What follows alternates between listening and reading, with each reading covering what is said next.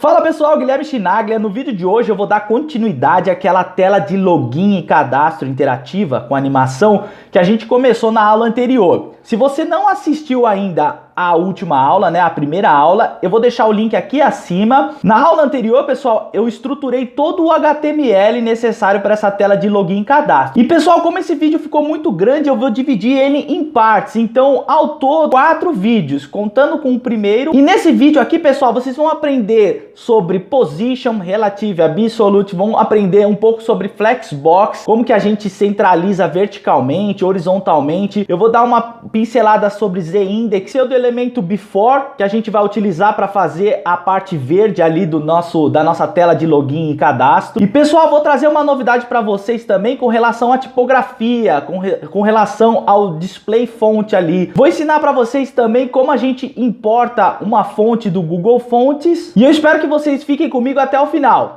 Não se esqueçam de se inscrever, ativem o sininho porque toda semana tem vídeo novo. Eu tô trazendo novidade para vocês aqui nesse canal. Curtam, compartilhem, isso ajuda bastante a gente a dar continuidade à produção de conteúdo bacana para vocês. Então a gente parou aqui, tá pessoal? Eu vou abrir aqui o meu Visual Studio Code, então tá aqui o nosso HTML. A pasta CSS, onde vai ficar o nosso Style CSS, e a pasta JS, onde eu vou incluir o nosso arquivo, a nossa função JavaScript, tá? Uma funçãozinha de adicionar e remover uma classe. Então aqui eu vou criar um novo arquivo chamado style.css, tá ok? Tá em branco. Eu vou vir aqui no meu HTML e vou chamar ela aqui, ó, css barra, né, a pasta css, perdão, barra style.css. Estou chamando aqui no head, vou salvar. E agora, pessoal, tudo que eu escrevi aqui no Style CSS, eu estou referenciando aqui no meu HTML, ok? Vou salvar aqui. Então, esse é o nosso Style CSS. O que a gente vai fazer aqui, pessoal, primeiramente? Eu vou centralizar com o Flexbox. O nosso container, tá? Ele abraça o meu primeiro conteúdo e o meu segundo conteúdo, tá? Então, o primeiro conteúdo, que é esse, e o segundo conteúdo, que é esse. Eu vou chamar a propriedade DisplayFlex e vou conseguir alinhar esses dois conteúdos aqui. Eu vou fazer aqui só para vocês terem uma noção aqui de como eu trabalho também aqui pelo Spect Element, tá? Então eu selecionei aqui o container, tá? E dou um DisplayFlex. Olha aí, pessoal, o que ele faz. Então o DisplayFlex, aquela div que estava embaixo, ela vai para a esquerda da outra div, tá ok? Vou colocar um border de 2 pixels solid na cor vermelha, só para que vocês visualizem melhor o que eu estou falando aqui. Então esse é o meu container. Agora, para centralizar, basta apenas eu usar essa propriedade Justify Content Center no Py, né? No caso, no container, no que contém DisplayFlex. Olha o que ele faz para mim. Ele centraliza aquelas duas divs. E para que eu alinhe verticalmente, basta a gente dar um Align Items, ou seja, alinhar itens ao centro. Pô, mas não funcionou, Guilherme. Poxa, mas eu tô fazendo certinho. Eu dei o Justify Content, ele centralizou, aí eu vim pro Align Items, era para centralizar verticalmente. O que está acontecendo? Então a gente tem que ter noção que ele só vai conseguir centralizar, pessoal, ou melhor, ele não está conseguindo centralizar porque o meu container não tem uma altura definida. Aí você fala assim, ah, pô, legal, então a partir do momento que eu inserir qualquer altura aqui, então vou botar aqui 500 pixels, notem que ele está centralizando. Mas Guilherme, eu quero centralizar no centro, né? Como é que eu faço? Ah, beleza, a altura, eu vou utilizar a altura 100%, certo? Então eu vou lá, altura 100%. Poxa, Guilherme, mas não funcionou de novo. Não consigo definir uma altura de 100% para o container, porque 100% é uma medida relativa. Ele depende de outra box para ele usar como parâmetro aquele valor. Eu não consigo dar 100% aqui no container, porque antes dele, o meu body e o meu HTML não tem altura definida nenhuma. Então, notem que quando a gente for utilizar essas medidas relativas, é interessante que a gente tenha essa noção. Poxa, se ela é relativa a alguma coisa. Então ela depende de outra, no caso do seu pai, né, da parte macro, para tomar como base, como referência aquele valor e aí sim atribuir ao valor que a gente está querendo. Beleza? Ficou claro? Pô, então a gente pode utilizar aqui uma medida nova, recente, CVH, que significa Viewport Height, ou seja, é a altura do viewport. Ou se vocês quiserem utilizar o 100%, vocês precisam definir para o HTML e para o body a medida de 100%. Eu vou deixar aqui sem VH, tá ok? Eu vou dar um Ctrl C em tudo isso daqui e vou transportar lá para o meu container. Vou jogar aqui, ó, container. Opa, salvar. Vou dar um Ctrl F5, tá aí. Ficou a mesma coisa. Pessoal, antes de mais nada, eu vou resetar o meu CSS. Então, eu falei já em vídeos anteriores, é interessante a gente resetar o CSS porque o navegador, ele define um CSS padrão. O Mozilla tem um, o Chrome tem outro, o Opera tem outro. Então, a gente resetando, a gente consegue ter a certeza de que o nosso CSS, ou seja, quando a gente der um margin ou um padding, essas medidas elas serão referentes à borda realmente do nosso viewport. Então vai ter mais consistência. Por isso que a gente utiliza o reset. Existem outras formas de resetar, mas como a gente está fazendo aqui um tutorial, eu vou fazer só o reset do nosso margin, do nosso padding e o nosso box sizing. Eu vou botar border box. Esse box sizing border box, o que ele faz? A medida das bordas, ela é contada junto com a medida de largura e altura. Vou dar um refresh aqui, tá vendo? Ó, vocês perceberam, ele colou aqui, tá beleza? Eu vou tirar essa borda vermelha aqui para não atrapalhar a gente, tá? Então, pessoal, é o seguinte, consegui fazer o que eu queria aqui, era centralizar aquelas duas divs. Agora, pessoal, eu vou sobrepor uma à outra. E como é que eu vou fazer isso? O posicionamento relativo, ele vai tomar por base as medidas dessa div aqui, tá vendo? Ó? Se eu definir para essa div aqui, second content, um posicionamento relativo, vocês vão ver que vai continuar a mesma coisa. Então, ela toma por base o bloco que está do lado. Tá? Então ela não faz nada, ela continua no mesmo posicionamento. Tá? O absolute, notem que quando eu insiro o absolute, o que ele faz? Ele não toma por base o bloco que está à esquerda. Então é justamente o que ele fala aqui, ó. Não deixe espaço para o elemento. Ao invés disso, position it at specific position relative, ou seja, ele se posiciona a uma posição específica relativa, ou seja, ele toma por base um posicionamento relativo em que ele está. Então, se ele está dentro de uma div e essa div ela contém position relative, ele vai tomar por base ela. Tem um vídeo bacana do Marco Bruno, eu vou deixar depois nos links abaixo. Ele falou sobre posicionamento e foi bem legal a explicação dele. Eu vou voltar aqui para vocês, para ficar bem claro isso daqui, que isso daqui que é o bacana, é o macete, né, de tudo. Então, ó, eu tirando aqui, ó, ele está no fluxo aqui, certo? Essa div aqui e essa div aqui. Então, quando eu atribuo position absolute a uma dessas, o que ela faz? Ela sai do fluxo, ela se sobrepõe. Nessa second content aqui, ó, second content, eu vou definir aqui um posicionamento absoluto nela. Então, notem que vai acontecer aquilo que a gente fez. E o que eu vou fazer aqui? Como a gente está estilizando primeiro uma parte, depois a outra, vamos dar um display none na que eu posicionei absolutamente ali. Eu não fico enxergando tudo embaralhado aqui. Então eu vou dar um display none, certo? E vou dar um Ctrl F5 aqui. Notem que eu só estou agora com a first content. Então eu consigo agora trabalhar o layout dela e depois eu faço o inverso e trabalho a second content. É assim que a gente vai fazer. Tá, beleza? Tá aí tudo tranquilo? Tá vendo que dentro da first content eu tenho uma first column e uma second column, ou seja, essa primeira coluna aqui e essa segunda coluna aqui. O que eu vou fazer aqui, para que elas fiquem uma ao lado da outra, novamente eu vou utilizar a mágica do Display Flex. Então eu vou mostrar aqui para vocês aqui, ó, First Content.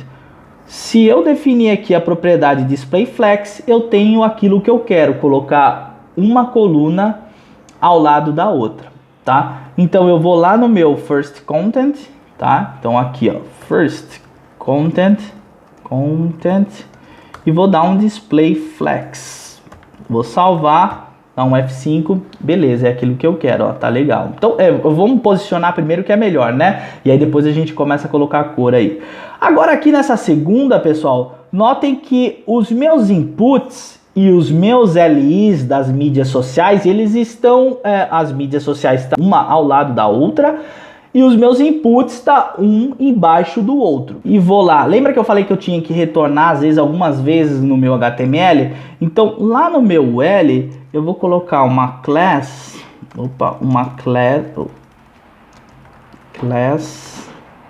e eu vou dar um nome aqui de list social media, ou seja, lista de mídias sociais, né? Então, list social media. Vou dar um display flex e aí sim, pessoal, aí sim eu vou conseguir aquilo que a gente tá querendo. Beleza, Guilherme, fechou. Isso aí a gente conseguiu. Agora, os inputs, eles estão dentro de um formulário, certo? Esse formulário, ele tem esses três inputs mais o botão. Como eu quero um abaixo do outro, eu consigo novamente trabalhar com Flexbox. Então eu vou vir aqui em Form, e vou dar um Display Flex. Tendo dado Display Flex no formulário, eu venho aqui e coloco uma propriedade chamada Flex Direction com o valor de column. O que ela faz? Ela serve para a gente direcionar qual fluxo que a gente quer. Então, quando a gente dá Display Flex, o Flex Direction default, né? Ele é row, ou seja, em linha.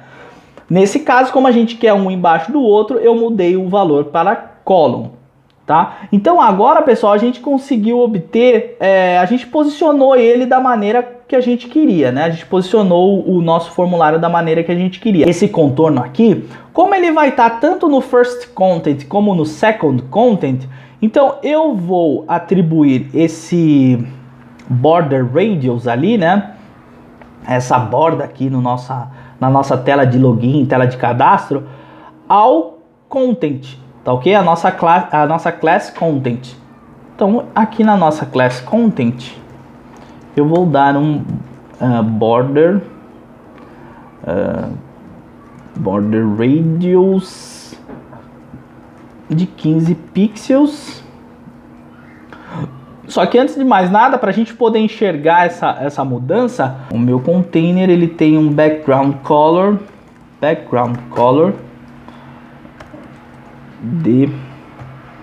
tá aqui, ó, é um cinza, né?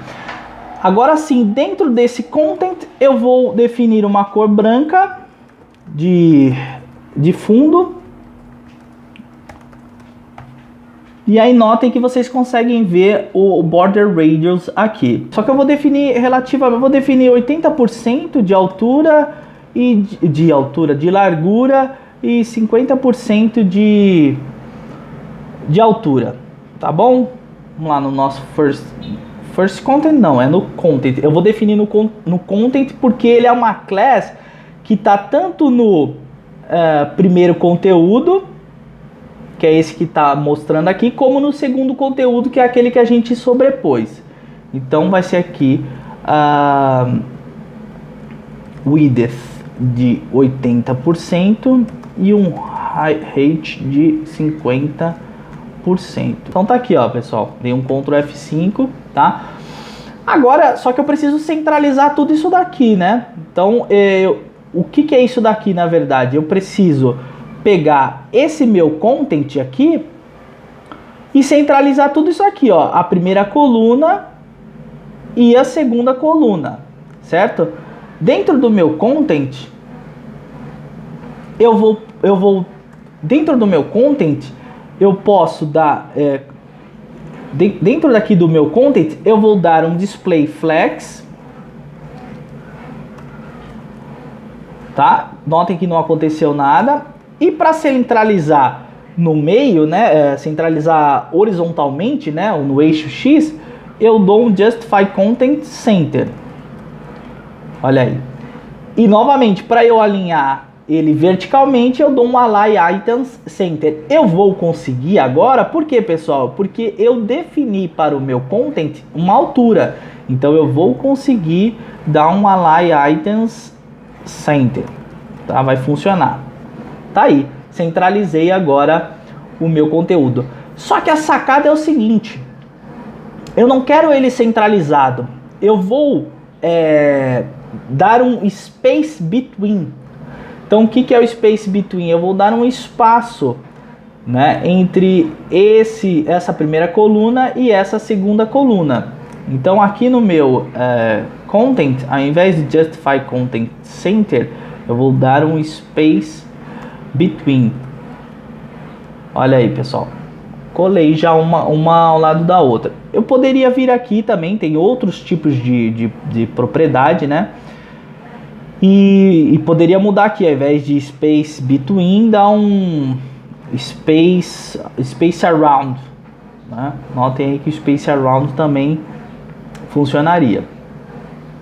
Tá ok? Vou dar um F5 e vou deixar dessa maneira aqui. Aqui, pessoal, como eu já tenho no meu first content um display flex, vocês notem que ele riscou aqui no meu content o display flex. Então, aqui, se eu não quisesse definir o display, também daria certo, tá ok? Daria certo porque ele está pegando dessa classe aqui, first content, tá bom?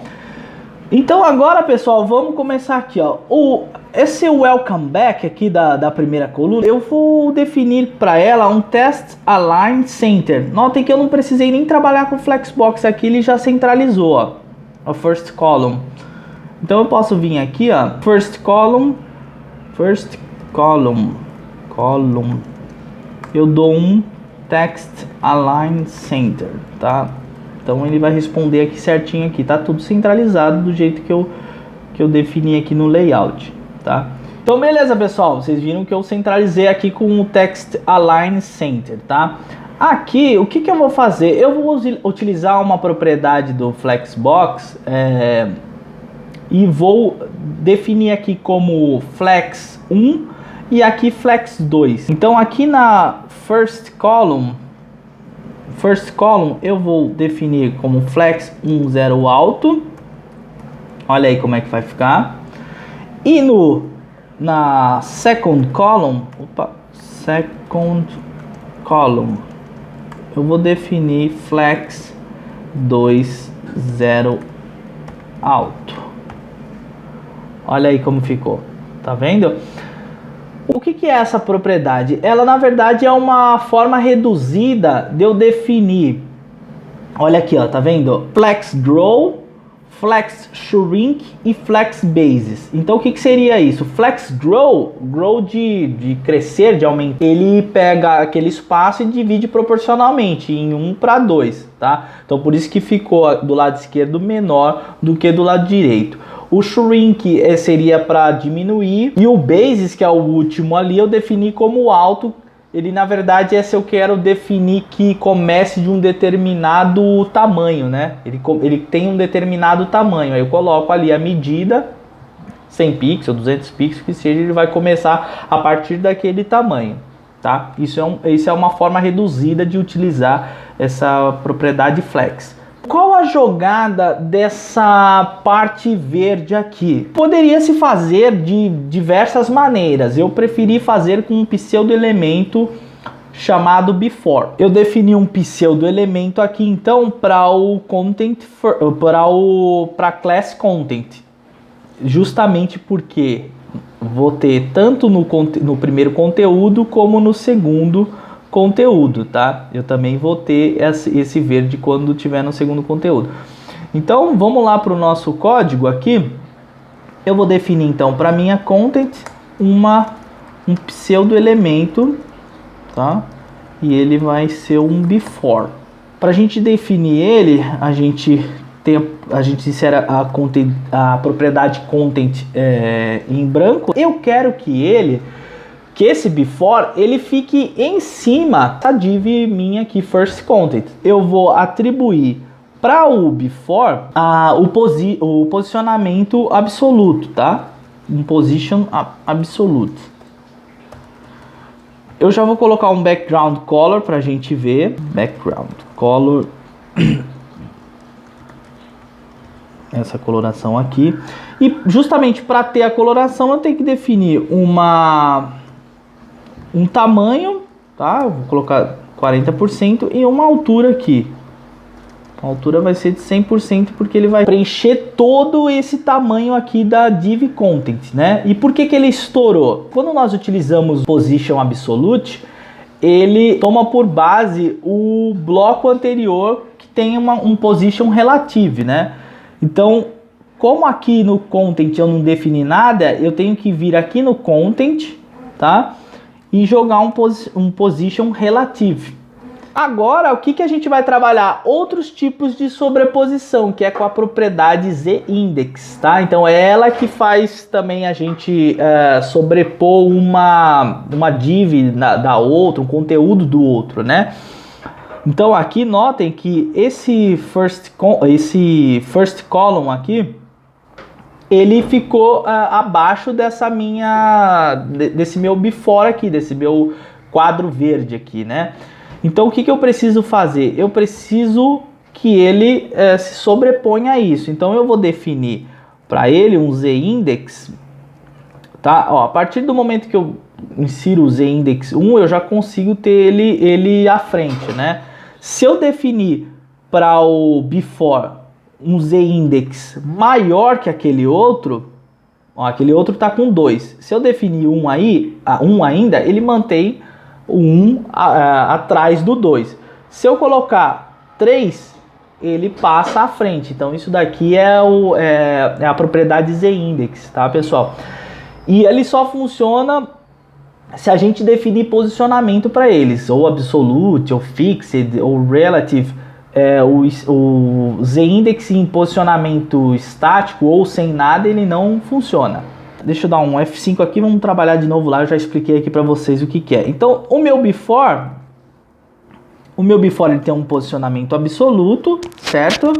O background color dele é esse verde aqui, tá? Então, ele não vai aparecer nada porque eu preciso definir uma largura e a minha altura vai ser de 100%, porque eu quero que ele ocupe toda essa parte aqui do content. Mas ele não vai ocupar porque o posicionamento absoluto, como eu falei, ele vai vendo quem que tem o relative ali até chegar ao máximo dele. Então, esse meu content aqui, que é onde abarca, né, onde contém tanto um first content como o second content, vai receber um posicionamento relative, position relative. Então, na hora que eu der um F5, pum, ele se encaixa ali. Beleza, legal. Agora o que eu vou fazer? Eu vou trazer o meu first column para frente desse verde aqui, né? Então eu vou no meu first column e vou definir um z-index. Eu já vou definir um z-index 10 aqui, tá? Talvez a gente tenha que trabalhar mais vezes ali. Beleza, aí ó, já tá saindo aqui mais ou menos do jeito que a gente quer, tá? Agora, pessoal, eu vou ensinar para vocês como a gente traz uma fonte do Google Fonts, tá? Notem que aqui a fonte dessa tela de login, dessa tela de cadastro, é uma Open Sans Serif, tá? A família da fonte dela, né? Então, como que a gente faz isso? Então, a gente vai lá no Google Fonts, tá? E a gente escolhe a fonte que a gente quer. No caso ali, nosso é a Open Sans, é essa daqui, ó. Open Sans. Opa, Open Sans. E aqui eu vou precisar dessa light aqui e da bold. Notem, pessoal, que aqui, quanto mais tipos de fontes, espessura dela a gente for escolhendo, mais ele vai dando aqui, olha, pessoal, o tempo estimado aqui para carregar vai ficando pior, né? Porque ele tem que baixar a fonte, etc. Mas como a gente está aqui em caráter tutorial, eu vou fazer isso daqui, beleza? A gente pode tanto definir o link aqui, dar um Ctrl C e jogar esse link aqui abaixo desse link aqui do Style CSS, como via import. Então o import, tá vendo as tags Style aqui? Então a gente vai dar um Ctrl C só no @import, a gente vai dentro do nosso estilo CSS, antes aqui do nosso asterisco, a gente vai importar aqui, beleza? Pessoal, outra dica, isso aqui é novidade. Guilherme, o vídeo tá ficando longo, tá? Eu sei que tá ficando longo, mas eu só tô trazendo novidade aqui para vocês e tô trabalhando isso para que vocês massifiquem bem essa parte básica do HTML e CSS. Tá vendo aqui esse display swap? Alguém sabe o que significa isso? Isso é uma novidade que agora o Google Fonts também está disponibilizando aqui, que é o modo como as fontes são carregadas. Geralmente quando a gente trabalha num sistema, num site, e a gente tem muitas fontes externas, né? Ou então aquele nosso design, inventa uma fonte lá, eu quero que você insira essa fonte no nosso site. Geralmente quando a gente traz isso daí, o site demora a carregar até baixar essa fonte na máquina do usuário e fazer isso, a gente fica com aquela perda fica invisível, né? A parte das fontes. Então, o que é isso? É fonte? Na verdade, esse display é o Font Display. Ele é uma novidade que ele trabalha essa parte de bloqueio. Então, se vocês derem uma googada aqui, deixa eu ver aqui. Eu sei que é válido, pessoal, é válido. Tá, ó, Font Display. Então, o que ele faz? Ele trabalha esses períodos aqui, ó, de bloqueio, de troca, tá, e de falha. Então o que ele faz? Ele tem, dependendo do valor que vocês colocam aqui, vocês podem definir para que utilize a fallback. Qual que é a fallback? Toda vez que a gente for atribuir uma fonte family, ele tem um fallback. O que é fallback? É uma fonte segura que a gente chama, né? Então se essa Open Sans não vier, não baixar, de algum jeito não tiver na máquina do usuário, ele, para não ficar sem fontes ou buscar uma outra fonte da máquina que não seja característica do design ali, do jeito que o layout quer, comporta, né, que fique legal, ele vai puxar essa aqui sans serifs aqui, que é uma fonte padrão sem serifa, tá? Então, eu posso definir nesse font display, através do @fontface, né, esse fallback, para que ela puxe direto a fallback. Então, aqui depois vocês dão uma olhada aqui, ó. Gives the font face an extremely small block period in a short swap period. Ou seja, o que ele faz? Ele dá um período pequeno de bloqueio, ou seja, se até esse determinado período a fonte não baixar, tá? Eu trago a minha fallback. Então é mais ou menos isso. Isso é interessante para quem mexe com UX e design. O usuário tem que chegar e já começar a ler o conteúdo na hora que baixar. Essa parte de usabilidade, experiência do usuário, isso aí é interessante. Então, como eu disse, eu trago também novidades aqui para vocês, tá? Eu vou fechar aqui e eu vou copiar essa font family aqui para o meu body. Eu vou colocar aqui embaixo aqui, porque eu vou utilizar a fonte Open Sans para todo o meu site. Beleza? Eu vou dar um F5, olha aí, pessoal, já carregou. Beleza? Eu vou fechar aqui o Google Fonts. Então agora o que eu vou definir? Aqui a coloração do Welcome Back é branca, né? Aqui é tudo branco. E aqui a única diferença daqui, pessoal, é que eu estou utilizando aquele font weight 300, né? Que ela fica mais fininha, certo? E a medida dela é de 14 pixels, enquanto essa daqui é de 28 pixels. Então vamos lá, vamos trabalhar aqui. Vou voltar aqui, ó.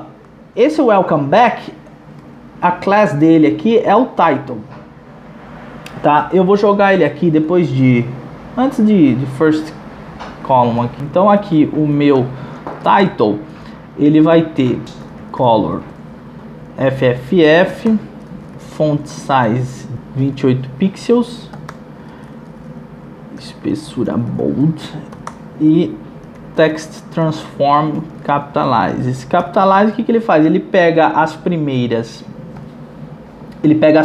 letras, né, separados, né, e coloca em caixa alta. Tá vendo? Ficou da maneira que eu quero. Aí vocês vão falar assim: pô, Guilherme, mas eu lembro que no HTML você definiu isso aqui como sendo title. Tá vendo aqui em branco que sumiu também, ó? O que tinha aqui no nosso na nossa segunda coluna aqui, ó, você definiu aqui também, ó, e ficou em branco. Só que a cor dele aqui é verde. Lembra que eu falei para vocês?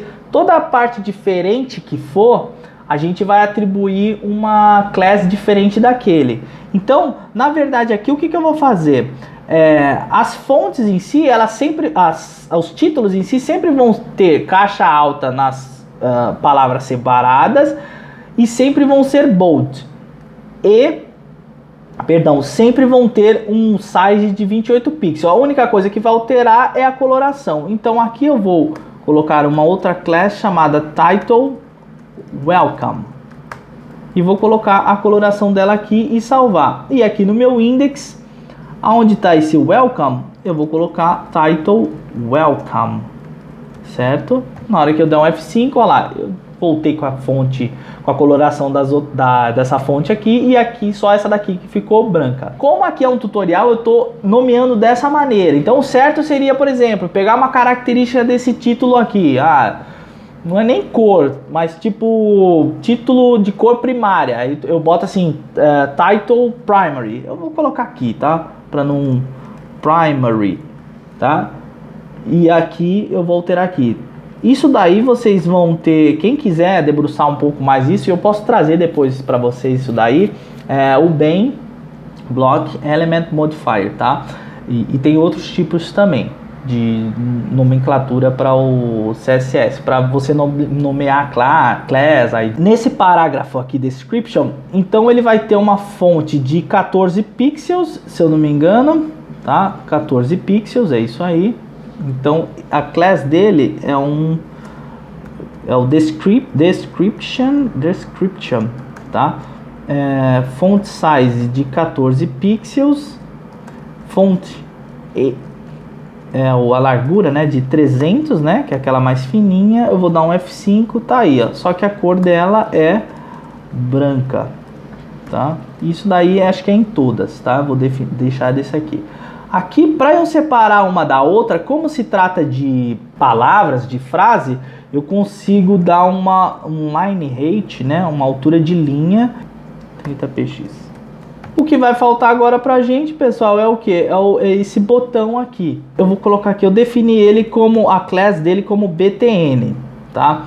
Eu vou colocar um border radius de 15 pixels. Aqui a mesma coisa vale para o title, tá vendo? Dessa daqui eu tenho um background color transparente e aqui eu tenho um background com a cor verde, né? Então eu vou fazer só nesse BTN, eu só vou estilizar as coisas atinentes aos dois. Então aqui o text transform é o uppercase, tá? E o color dele é FFF. Lá no meu index HTML, eu vou colocar aqui então um BTN Primary. Para quem utiliza o Bootstrap sabe, né, que as classes do Bootstrap, eu tenho o BTN, que tem toda uma classe base, e o BTN Primary é o que modifica a coloração, Primary, Secondary. E aqui eu vou definir o Primary como sendo, aqui, ó, BTN Primary como sendo o background color transparente, font size de 10 pixels e o padding 10 pixels e 50 pixels. O que significa esse padding de 10 e 50? É um relógio, tá, pessoal? Quando a gente está utilizando padding e margin, ele tem 4 atributos: top, right, bottom e left, tá? Então, uma na sequência do outro. Quando a gente utiliza 2, a gente está querendo dizer que é top e bottom, e o da direita, da extrema direita, significa right e left, ou seja, a distância da direita e da esquerda. Então foi o que eu fiz aqui, tá? Padding 10 pixels para cima e 10 pixels para baixo, e 50 pixels lado direito, 50 pixels lado esquerdo. Se alguém tiver dúvida com relação à utilização de padding, margin, comenta aqui abaixo que eu posso fazer um vídeo exclusivo isso para vocês. Eu não quero ficar detalhando também muita coisa aqui, porque senão o vídeo vai ficar muito longo e aí eu vou ter que dividir em muitas partes ele, tá? Mas comenta aqui abaixo que eu posso explicar melhor aqui. Interessante também, ó, aqui no Inspect Elements do Chrome e também do Mozilla, ele fala aqui, ó, ele dá um bisuzinho, ele dá uma dicasinha aqui, ó, padding, border, margin, então dá para ter uma noção do que a gente está falando. Beleza, então, pessoal, olha aqui, ó, definiu do jeito que quer. Esse aqui não saiu, por que que não ficou igual esse daqui? Vamos ver. Olha aqui, ó, tá vendo? Ó, o class, como é que tá escrito? No index. A gente vai voltar aqui, ó, class. Agora vai, ó. Para o primary, que é aquele do welcome que a gente está mexendo, eu vou definir também uma borda de um pixel solid e branca. E aqui eu vou definir no BTN, que é comum a todos. Cursor, pointer. Vou dar um F5 e tá aí, ó. Cursor pointer, tá? Vou trabalhar já o hover já, tá? O que que é o hover? Vai ser o hover no BTN primary, né? O BTN primary, então, vai ter um hover. Ou seja, quando eu passar o mouse em cima do botão, o meu background vai ficar branco e a minha fonte vai ficar verde, certo? Então, o meu background color vai ficar branco e a minha color, né, da minha fonte vai ficar esse verde aqui. Vamos dar um F5, vamos ver como é que ficou. Olha aí, beleza? Depois eu vou ensinar para vocês. Tá vendo que ele tá mudando rápido e aqui tá mais sutil, ó? Isso tudo é com transition. E eu vou ensinar para vocês. A única coisa que faltou é um font weight bold.